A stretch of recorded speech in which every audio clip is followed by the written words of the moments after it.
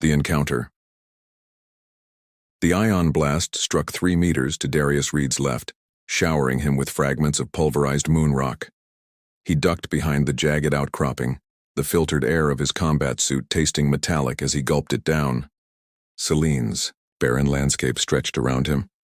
A battleground for the 7th straight month. Status report, he demanded through his comlink. Eastern perimeter secure, Commander, came Sergeant Orlov's steady voice. But we've got heavy Nebulan activity in the western quadrant. They're protecting something. Darius checked his weapons. Charge. Or someone. The war between humanity and the Nebulans had raged for 36 years. Most of Darius's life. He'd risen through the ranks of the United Earth Forces with a reputation for brilliance tempered by compassion. A rare combination in this endless conflict. Moving to investigate, he said. Maintain position. The craters of Selene provided natural cover as he advanced toward the western ridge. Intelligence suggested the Nebulans were testing new weaponry here, technology that could shift the balance of a war that had already claimed billions of lives across 7 star systems. The ambush came without warning. A shimmer in the vacuum. Then, 3 Nebulan warriors materialized, their phase shift technology allowing them to appear seemingly from nowhere. 2 fell quickly to Darius's precision shots, but the third moved with extraordinary speed. Violet energy crackling from a blade that seemed to bend space itself. In the close quarters struggle that followed, Darius finally gained the upper hand through experience rather than strength. The Nebulan warrior collapsed, wounded but alive, helmet cracking against the lunar surface. What happened next would alter the course of Darius's life forever. The helmet split open, revealing not the fearsome countenance he expected, but a face of striking beauty. Luminescent teal markings flowed across indigo skin, framing eyes of deep amber that fixed on him with defiance rather than fear. Silver-white hair, tied in intricate braids interwoven with what appeared to be living crystal, spilled across the regolith, a female Nebulan warrior, high-ranking, judging by her armor's elaborate inscriptions. Prisoner secured, Darius reported, his voice steadier than he felt. Prepare for extraction. At the human outpost, Medical Officer Jinnah Kapoor assessed the captive with professional detachment. Remarkable physiology, she murmured. Her cellular structure adapts to our atmosphere much faster than previous specimens, and these markings, they're not decorative. They appear to be some form of bioelectric conduit. The Nebulan sat silently, her wrists bound by energy restraints, watching them with unsettling intensity. Does she understand us? Darius asked. Their species master's languages quickly, Jinnah replied. Universal translators suggest they— I understand you perfectly, the Nebulan interrupted, her voice melodic despite its coldness. I am Thalassa, 3rd Sentinel of the Nebula Confluence, and you have made a grave mistake. Darius dismissed Jinnah with a nod and faced the prisoner. The mistake was your presence in restricted space, Sentinel. Restricted? A bitter laugh escaped her. This moon belonged to my people 5,000 years before your kind achieved spaceflight. Something in her tone gave Darius pause. Not just anger, there was sorrow there and perhaps something else. Why were you on Selene? He asked, less harshly. Thalassa's amber eyes studied him, seeming to look beyond his uniform to something deeper. Perhaps, she said finally, for the same reason you were, Commander Reed. To find a way to end this pointless war. Despite himself, Darius felt a spark of curiosity ignite within him. One that would soon grow into a flame neither of them could control. Whispers of truth. The interrogation chamber was designed to intimidate. Stark white surfaces, harsh lighting, and complete isolation. Yet Thalassa sat with perfect posture, her indigo skin seeming to absorb the light around her, while the teal markings pulsed subtly with her heartbeat. Darius entered alone, dismissing the guards with a gesture. Standard protocol demanded witnesses for prisoner questioning, but something about this Nebulan made him seek privacy. Your forces will be looking for you, he said, taking a seat across from her. A 3rd Sentinel is a significant capture. Thalassa's amber eyes studied him with unnerving focus. They believe I perished in battle. Our neural networks registered. My life signs as extinguished when your weapon disrupted my armor systems. Convenient, Darius noted, almost as if you wanted to be captured. The faintest smile touched her lips. Perception is a human quality I've always admired, Commander Reed. He placed a data tablet between them. Tell me about these energy signatures we detected on Selene. New weapons technology? Not weapons, she corrected. Archives. Selene contains our ancestral knowledge repository, what you might call a library. Darius frowned. We've been fighting over a library? Your military believes it contains weapons schematics. They're wrong. Thalassa leaned forward, the restraints humming as she moved. Tell me, Commander, what has your leadership told you? About why this war began. The question caught him off guard. The Rannoch incident. Nebulan forces attacked our research outpost without provocation. 800 civilians dead. Thalassa's expression darkened. An unfortunate fiction. There was an incident at Rannoch, but it wasn't Nebulan forces responsible. She gestured to the tablet. Access your historical archives. Cross-reference with astronomical data from that period. Against his better judgment, Darius complied. The tablet displayed the official account alongside stellar cartography from 36 years ago. The attack came from bearing 227.4 by 119.3, Thalassa said quietly. But Nebulan territory was at 153.8 by 92.1. Physically impossible for our ships to have been responsible without leaving detectable warp signatures. Darius stared at the data, his certainties beginning to crumble. Then who? The Syndicate, she replied. Mercenary conglomerate with investments in weapons manufacturing. A prolonged interspecies war has made them unfathomably wealthy. Before Darius could respond, his communication device chimed. Commander Reed, General Voss requests your presence immediately. The voice belonged to Lieutenant Harker, Voss's aide, a man Darius had never trusted. Acknowledged, he replied, then turned to Thalassa. This conversation isn't over. It's only beginning, she answered. The command center buzzed with unusual activity as Darius arrived. General Voss, a heavy-set man with cold eyes and decorated uniform, stood before holographic battle plans. Reed, he barked. I understand our guest is being cooperative. Something in his tone raised Darius's suspicions. She's providing information, sir. Its value remains to be determined. Good. Voss dismissed the other officers with a wave. The Science Division has requested access to the prisoner. Dr. Westfield believes Nebulan neural pathways might be the key to their phase shift technology. Darius kept his expression neutral, though inwardly he recoiled. Westfield's research was notorious among officers. Experimental procedures that left previous Nebulan captives little more than hollow shells. With respect, sir, the prisoner may have strategic value beyond biological research. Voss's eyes narrowed.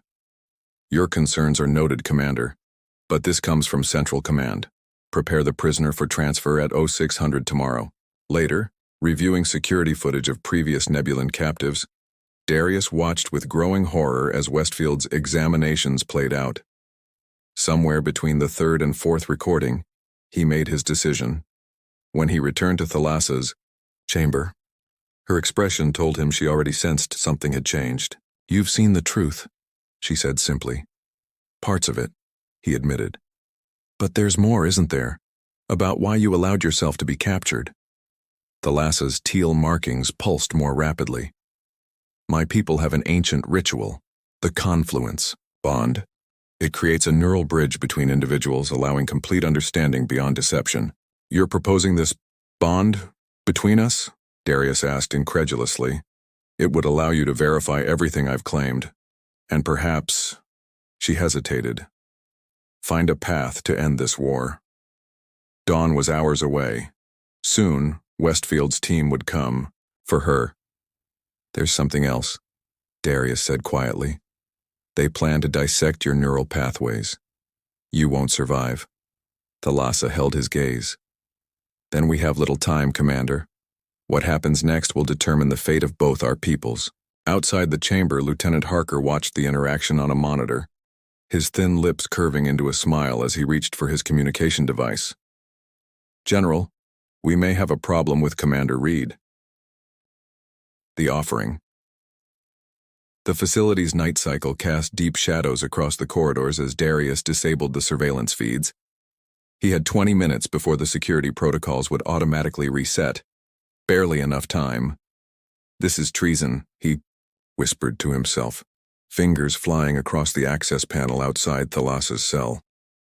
The door slid open. Thalassa stood waiting, as if she'd sensed his approach.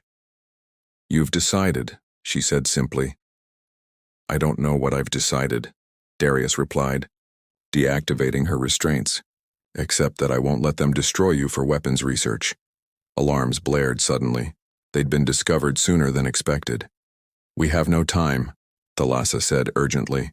"The bond must be initiated now, or all is lost." She pressed her palms against his temples before he could object.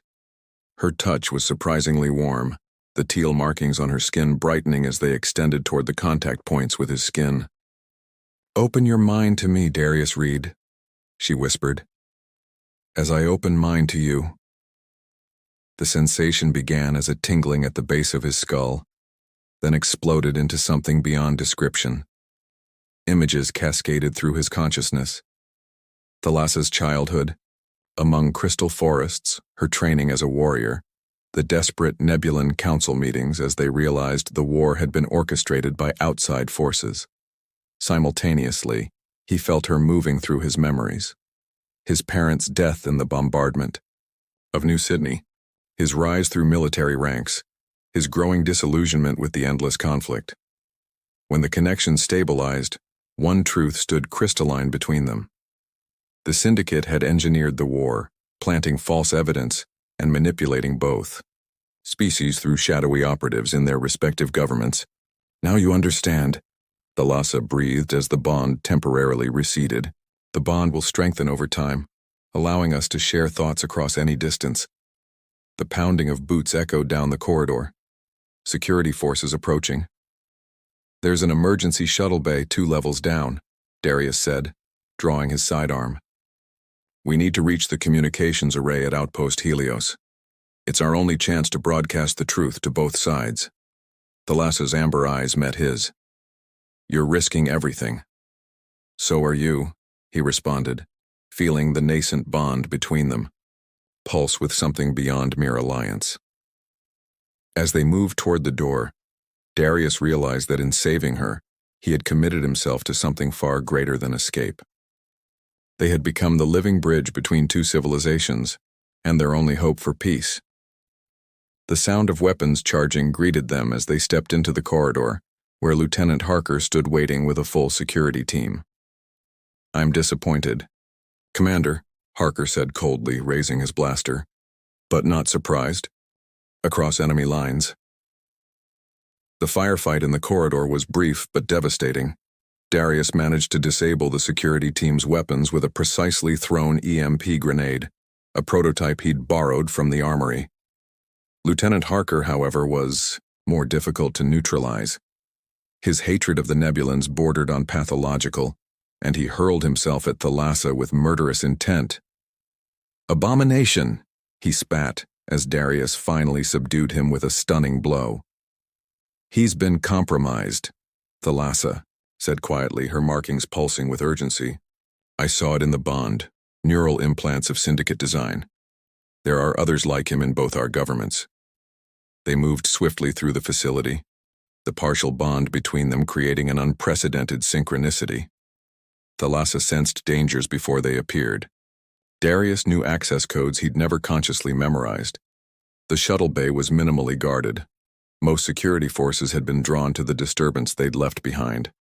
Within minutes they were airborne, breaking atmosphere as facility defenses, scrambled too late to stop them. "Setting course for the demilitarized zone," Darius said, his hands flying over the controls. "We'll need to cross 20 parsecs of contested space to reach Outpost Helios." Thalassa placed her hand over his, strengthening their connection. "We won't be alone for long. Both sides will hunt us now." The journey became a gauntlet of narrow escapes. A human patrol near the asteroid belt of Varus Prime nearly captured them, until Thalassa revealed her ability to manipulate gravitational fields, a skill Darius now partially shared through their developing bond. When a Nebulan scout ship intercepted them near the Cygnus Divide, it was Darius's knowledge of their blind spots that allowed them to escape. The bond grows stronger, Thalassa observed as they drifted in the shadow of a comet, hiding from pursuing vessels. In the dim light of the shuttle's cabin, her indigo skin seemed to shimmer with stars of its own. "I can feel your people suffering," Darius admitted. "The generations lost to this manufactured war." "As I feel yours," she replied. "The bond is not just knowledge, it's experience, emotion." When she reached for him this time, it wasn't to strengthen their telepathic connection. The kiss they shared transcended the physical, a meeting of minds and hearts across an evolutionary divide that suddenly seemed insignificant. "If we die tomorrow," Darius whispered against her skin, "at least we'll have shown that unity is possible." "We won't fail," Thalassa promised, her amber eyes reflecting the determination in his own. As the shuttle emerged from the comet's tail, the massive communications array of Outpost Helios appeared on their scanners, a neutral scientific installation, abandoned early in the war, its powerful transmitters still intact. Also visible were the 12 warships surrounding it, 6 human, 6 Nebulan, their weapons trained on the small shuttle carrying the greatest threat to those who profited from endless war. "They're working together," Darius realized with grim understanding. "The Syndicate's agents have coordinated." Thalassa's markings pulsed with renewed intensity. "Then so must we. Complete the bond, Darius. Now." As enemy vessels closed in, they embraced fully, the partial connection between them blossoming into something never before achieved between their species, a perfect union of consciousness that would change the course of history. The completed bond transformed them. Where once 2 separate minds had existed, now something greater emerged, a unified consciousness that retained their individuality while transcending their limitations. Knowledge flowed freely between them, strategies formed in perfect synchronicity. "We need more time," Darius said, his hands moving across the shuttle controls with new certainty. Thalassa nodded, her markings now mirrored faintly on his skin where they touched. "The auxiliary engines, if we reroute power." They didn't need to finish the thought. Working as one, they modified the shuttle's systems, creating a localized distortion field that momentarily confused the targeting systems of the approaching warships. The shuttle slipped through the blockade, taking heavy damage but reaching Outpost Helios intact enough for a desperate landing in the abandoned docking bay. 14 minutes until they breached the station defenses, Thalassa calculated as they raced toward the communications center.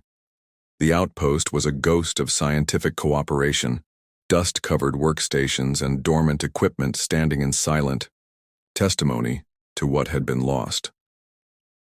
At the central console, Darius activated emergency power, while Thalassa interfaced directly with the transmitter array, her neural pathways connecting to the machinery in ways human technology had never anticipated. "We won't survive this," Darius said quietly, not in fear but simple acknowledgement. "Perhaps not as we are now," she replied, "but what we've become will endure." Through their bond, they composed the message, not just words, but a data package, containing irrefutable evidence of the Syndicate's manipulation. They encoded within it the neural patterns of their bond itself, a template that could be shared among others of their species.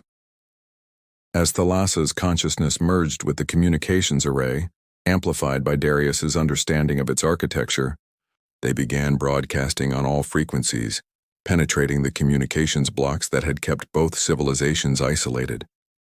The blast doors of the outpost shuddered as cutting beams began to slice through them. "It's spreading," Thalassa whispered, her physical form beginning to shimmer as more of her consciousness transferred into the network. "Across both our worlds."